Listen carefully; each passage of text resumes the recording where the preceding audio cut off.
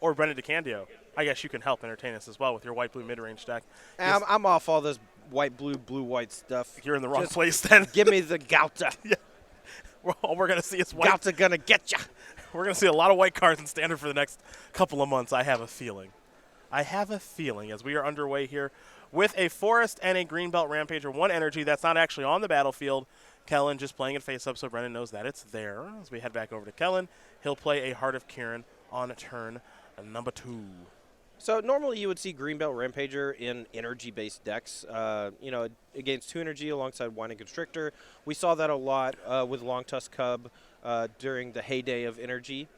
And now, though, Greenbelt Rampager is effectively a 3-mana 3/4 that has the ability to crew stuff like Heart of Kiran or Sky Sovereign Console Flagship for 1 mana. And it has some cool little interactions with Aethersphere Harvester as well. You can choose to burn like all of your energy if you want with Aethersphere Harvester and just use Greenbelt Rampager to crew multiple vehicles on the same turn, which is kind of cool. Never seen that before, actually. Yeah, it's just a little thing. Like after sideboard, he also has access to Sky Sovereign Console Flagship. So, there could be instances where he needs to crew multiple vehicles and only has the 1 creature, and you can do it if you have an Aethersphere Harvester. This elephant's out of control. Oh, boy. What? Yes! we didn't even get started. Nice blue-white deck, Brennan. I hope he heard me.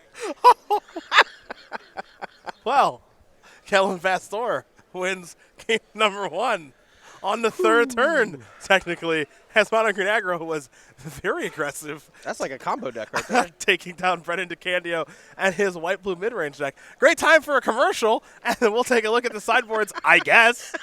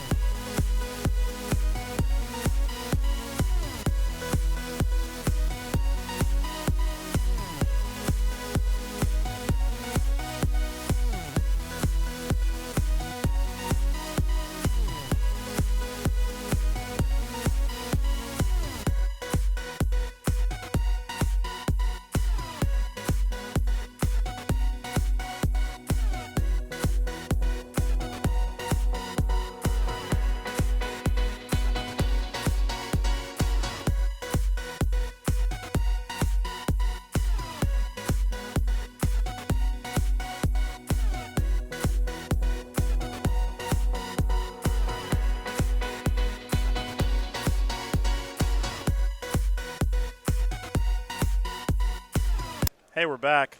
We got some updates to the scoreboard. Take a look. You thought Mono Green Aggro winning on turn 3 was fast? Well, it was.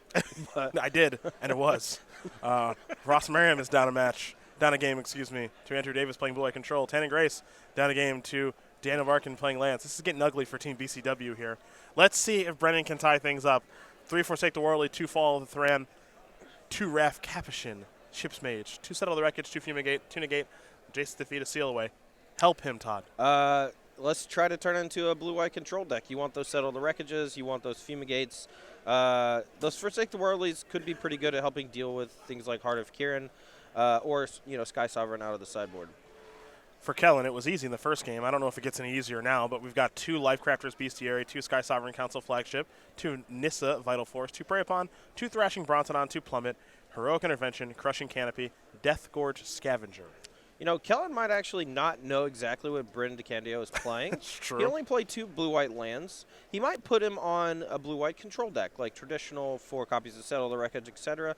He may be going for a Lifecrafter's Bestiary build after sideboard, trying to win like a super long game. And that might end up working out in his favor if Brennan changes his deck enough to try to take advantage of Fumigate and Settle the Wreckage. So I would expect Kellen to bring in Sky Sovereign, Nissa Vital Force. Well, maybe not Sky Sovereign. It's not great against control, but it would be pretty good against Brennan's deck. Yeah, Thrashing Brontodon to help deal with the enchantments that exile things. Plummet maybe to deal with Lyra Dawnbringer, which could end up being very good. Maybe a Crushing Canopy. Death Gorge Scavenger is not great.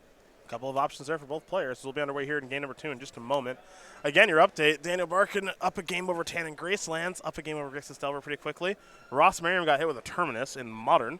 Yeah. Old Andrew Davis, we had him earlier, and he had 4 copies of Terminus in his deck. Yeah. Just kind of tight. Ross is used to playing against that in Legacy with Elves, Yeah. not Modern Elves, so that's hard for him to beat. As this is Thrashing Brontodon from Kellen. He's expecting something to get countered eventually. He expected like Syncopate or something. You can see him like hold it over the table. I think he is putting Brennan on a blue-white control deck. So you could see that post-board configuration that's super super prepared to go into the late game. Well, this is Gideon. Let's see what the follow-up is here. All right, Merfolk Branchwalker, Reveal Forest. Play that, and now here's Scrap Heap Scrounger. Okay. Back over to Brennan we go. Brennan will draw. This would be a great time for a card like Settle the Wreckage. Yeah, but if he passes with 4 mana, Kellen is not very likely to run into it if he's already expecting Brennan to be on a control deck. That's kind of why Settle the Wreckage is hit or miss. Like, you need to be able to put your opponent in a spot where they have to attack, which is why I really like Settle the Wreckage in the Wrath Capuchin version that plays mostly instant speed. Because if they don't play into the Settle the Wreckage, you just cast Wrath Capuchin. Next turn, you still get to hold up Settle the Wreckage, but you also have the option to cast Lyra Dawnbringer. That's legit. That's legit. So Merfolk Branchwalker's been targeted by Gideon. The rest are free to do whatever they like, as Brennan sits here with 4 mana available. Depending on Kellen's hand, he might actually want to get the Settle the Wreckage out of here. Oh, he maybe have target Scrap Heap Scrounger. Oh, he targeted Branchwalker. That's why Branchwalker's over there. Oh, sure. Yeah. Gideon's going to fall down to 1. Kellen will pass the turn back. So, Nice. cycle twice. Cycle once, cycle twice. This mono green deck is nice. Yeah. Well, Brennan did find a copy of Settle the Wreckage now. So if he didn't have it last turn, he sure got it now. Got Negate in hand, too. Got a plus. Target Branchy again. All right. Sort of. Yeah. Yeah, it's not great. Yeah. Just turn it upside down, dude. There we go. All right, back over to Kellen we're going to go. Kellen wasn't willing to deploy anything else on the battlefield. Let's see if he's going to make the exact same attack. Yeah. He really wants Settle the Wreckage to hit him this turn so he can resolve a Karn Sign of Urza, it looked like. Is that in his deck? I thought I saw a Karn in his hand. Maybe not. Nope, I'm an idiot. Probably some other colorless card. But, you know, Brennan is effectively tapping out here to Settle the Wreckage, and I think that's what Kellen wanted so he could resolve a big spell this turn. Well, there's your big spell. It's a boat. Boom! It's a boat. It's a boat that just killed Gideon. Yeah. It got preemptively errated to be able to hit Planeswalkers. Oh, yeah, that's smart. That's smart. There's your Sky Sovereign Council flagship right there. Whenever Sky Sovereign Council flagship, enters the battlefield or it attacks, it deals 3 damage to target creature or planeswalker and opponent controls. Crew 3, convenient with the Scrap Heap Scrounger, and it is a 6/5 flying boat. It's a good boat noise. Yeah, I mean, Brennan, you know, probably has a few ways to deal with Sky Sovereign, but You know, Kellen probably has a bunch of like naturalized type effects in his deck, and if it's not Settle the Wreckage, I'm not sure exactly what can handle the Sky Siren that's not an enchantment. Kellen is going to crew up and say, let's go. Torrential Gearhulk or something like that. Kellen might be afraid of that, but willing to sacrifice it to start to put pressure. Brennan at a healthy 20. You can't play around everything forever. And Brennan's hand does not look to be all that good. He's got History of Banale in hand and Negate as well.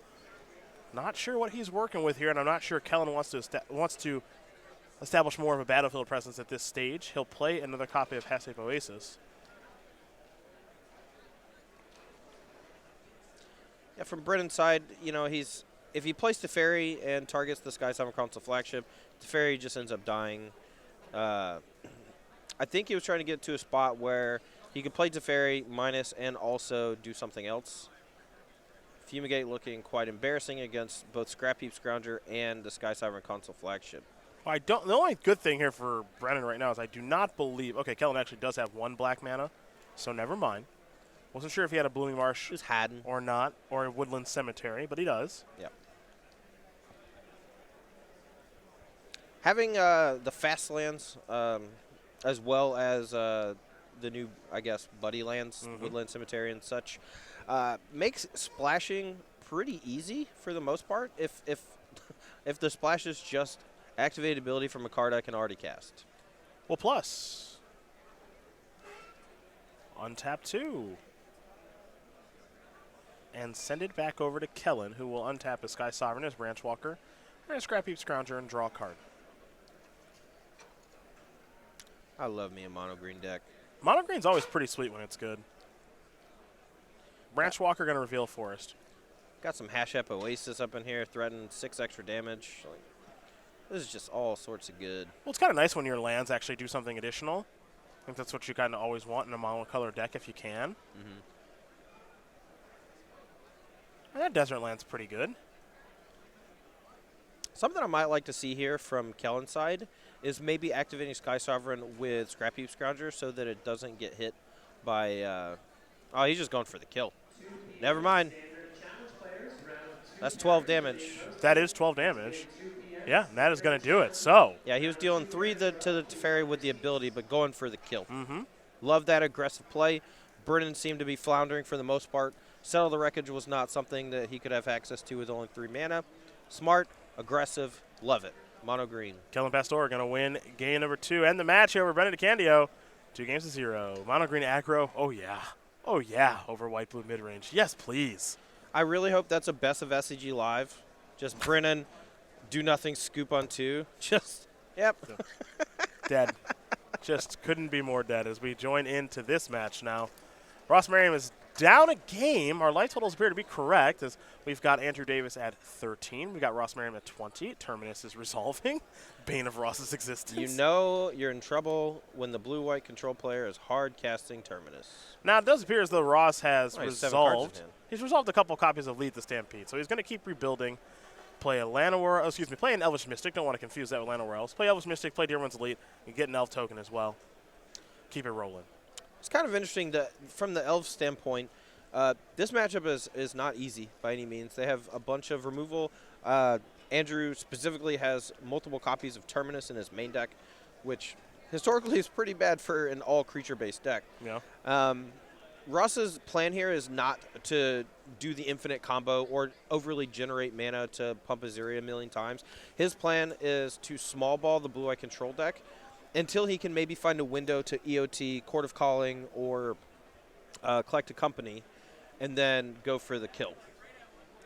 He doesn't want to expose himself to wrath effects too much. Azuri can protect from Supreme Verdict a decent amount as well, though. Yeah, Terminus is the big issue, and that's the big hang-up here, as Ross is trying to figure out exactly how he wants to go about attacking here. Yeah, he can attack for 4, or he can choose to attack for 3 and leave up a regeneration ability from Snapcaster Mage. But the Celestial Colonnade on the other side would invalidate most of the damage. This is the Sphinx's Revelation for 1, 2, 3, 4, 5, I believe. Yeah. Or it looks like maybe 4. Oh, it's 5. No, it's 5. Okay. Not good. Not good. Bad news for Ross. Not good for Ross Merriam. could have anything. He just drew 5 cards. Daniel and Tannen, they're all tied up at the top, getting ready for Game 3, Lance and Grixis Delver. Though if Andrew can close this out, they won't even need to bother. That's why you see Daniel kind of looking on there what Andrew's up to. I mean, this is definitely the point in the game where you have to imagine the needle is tilted towards Andrew Davis winning this match, you know, close to 100%. Okay. After casting Sphinx Revelation for X equals 5, you get to untap 17 life, a million cards to work with. You just have to figure out the best way to capitalize on those extra cards. And there's Jason Mind Sculptor, too. Jeez. Then again, sometimes your Sphinx's Revelation is mostly lands. Mm-hmm. He didn't have a hard answer for that Azuri Renegade. Jace Minus leaves it vulnerable to attacks this turn. Maybe he has Settle the Wreckage. Maybe. it's everywhere else in this darn match. Standard is slowly creeping its way into Modern with Teferi, Settle, you know. I don't know if Lyra's going to make it over yet just because Baneslayer Angel's out here. Yeah. But maybe. Yeah. You never know. Yeah. So let's see if Ross can navigate through this mess of cards and Jaces that Andrew Davis has. And Merriam is going to do some attacking here. Yep. All 4 Jace seems reasonable. I mean, those Lead the Stampedes are very good in this matchup. You want ways to recoup. Opt. Whoop. Is it? No, he would have cast it already. Oh, going to take that one, though. All right, chase down. All right, step 1 complete. I believe Andrew has a backup in hand, but he needs to find a point to play Jace without it immediately dying to really gain a stranglehold. Razor Verge Thicket will enter the battlefield tapped.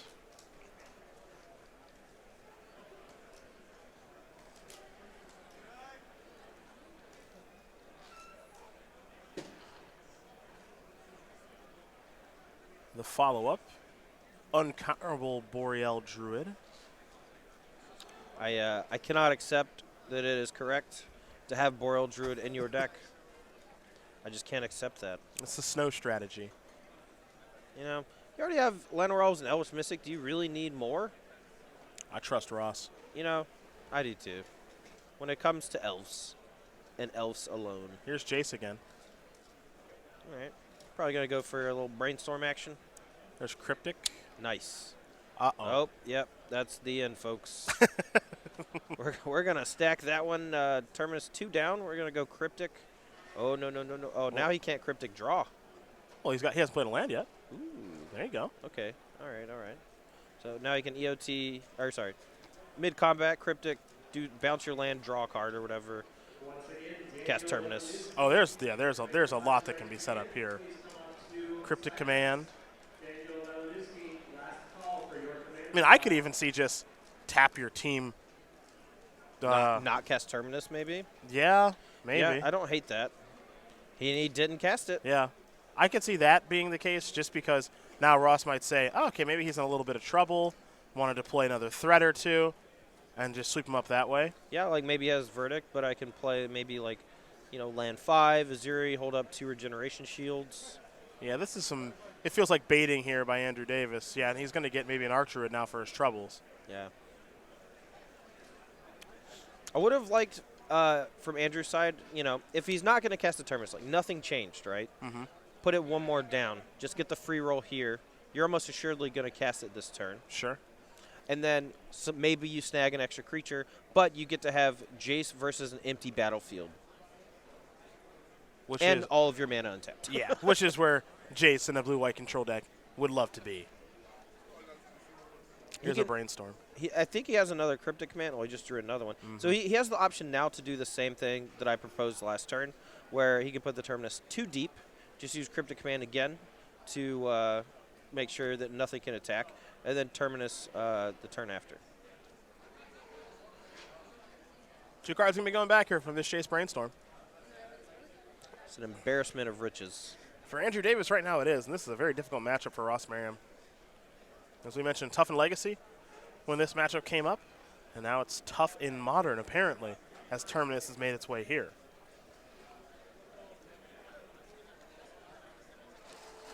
The fetch land closes out Andrew Davis' turn. We head back over to Ross Merriam, who will untap. He's got 5 elves in the battlefield. Elvish Archdruid, a token from Darwin's Elite, Darwin's Elite itself, Boreal Druid, and Elvish Mystic, along with 4 lands, 2 forest, a Cavern of Souls, Naming Elf, and a Razor Verge Thicket, providing a little bit of white mana.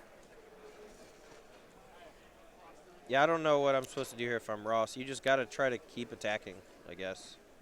Did he just shuffle away Terminus? I doubt it. I also doubt it. Maybe he just left it in his hand and he's just going to cast it for 6 next turn. You know. Ross has no option here other than to just keep trying to attack, and he's going to keep getting Cryptic commanded. Cavern of Souls make sure the Cryptic is probably not going to counter anything super relevant. Mode's going to be tap and draw yet again. Ross looks like he may add some mana here to be able to cast 7 mana. Be able to cast either Court of Calling or Collected Company.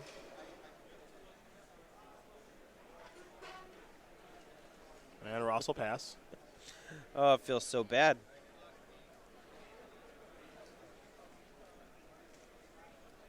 Andrew will draw. You can see Terminus in hand. Definitely trying to set it up. No question. Just cast it. Cast it so you can start attacking with Celestial Colonnade, you know? Get the match over with. Can't lose. You don't want to give him time. That I agree with. I don't want to get overly fancy in this spot.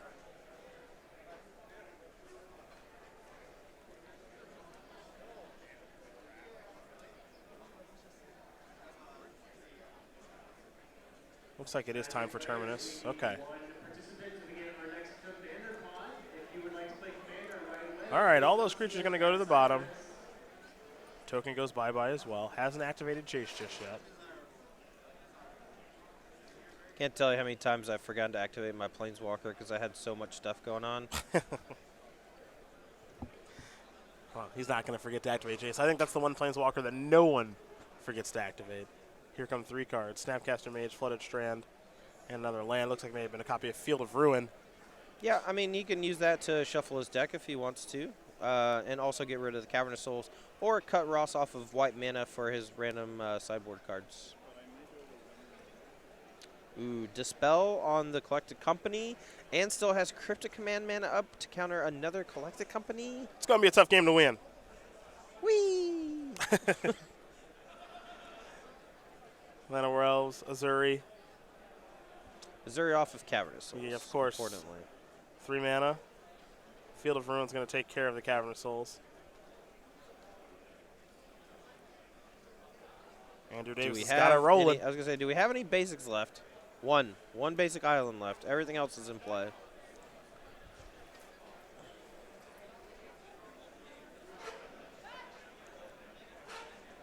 One slightly interesting thing about Field of Ruin is that it is not a May ability.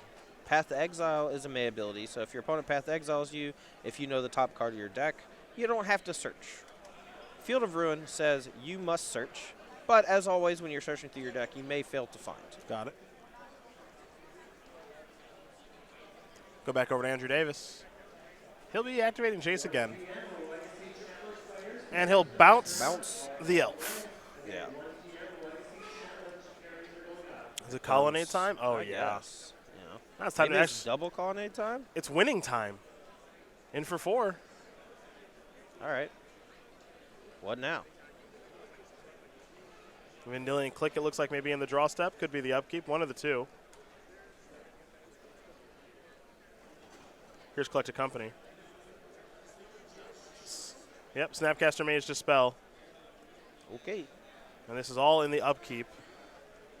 And that is going to do it. Ross cannot overcome this. I've had enough. That's for sure, as Daniel Barkon, Andrew Davis, and Kellen Pastore are going to win this match over Tan and Grace, Ross Merriam, Brendan DeCandio, Team BCW.